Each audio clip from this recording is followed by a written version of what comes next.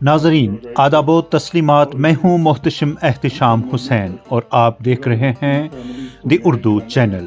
آج کی بڑی خبر، لیفٹیننٹ گورنر جموں کشمیر منوج سنہا کا پونچھ کا اہم اور خصوصی دورہ، جہاں انہوں نے سرحدی فائرنگ سے متاثرہ خاندانوں کے لیے بڑے ریلیف پیکیج کا اعلان کیا۔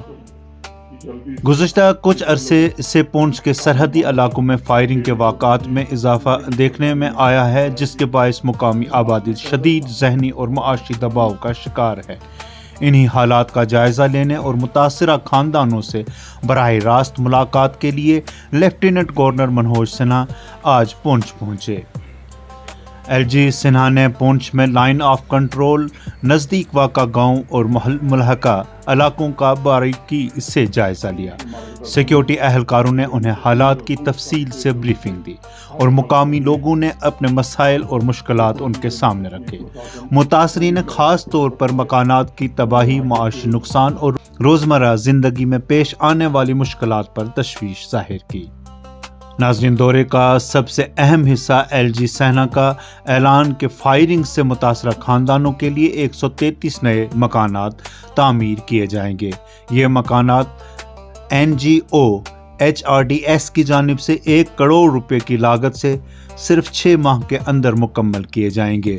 انہوں نے کہا کہ حکومت کا مقصد ہے کہ کوئی بھی متاثرہ خاندان بے گھر نہ رہے اور انہیں محفوظ اور باعزت رہائش فراہم کی جائے۔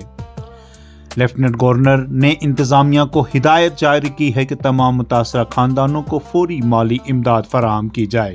ساتھ ہی انہوں نے یہ بھی کہا ہے کہ سرحدی علاقوں میں سیکیورٹی مزید سخت کی جائے تاکہ شہریوں کی جان و مال کا تحفظ یقینی بنایا جا سکے۔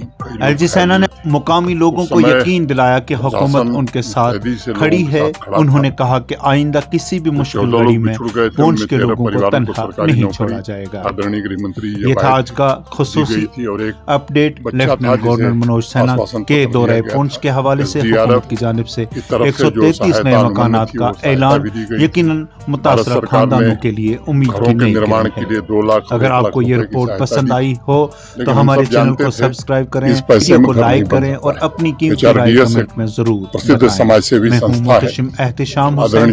اگلی ویڈیو تک کے لیے اجازت دیجیے۔ اللہ حافظ۔ پونچھ پرشاسن نے جو 133 گھر چنھت کیے ہیں، جن کا گھر بنانا ہے، لگ بھگ 10 لاکھ روپے کی لاگت سے ان گھروں کا نرمان HRDS کرائے گی۔ اور جیسے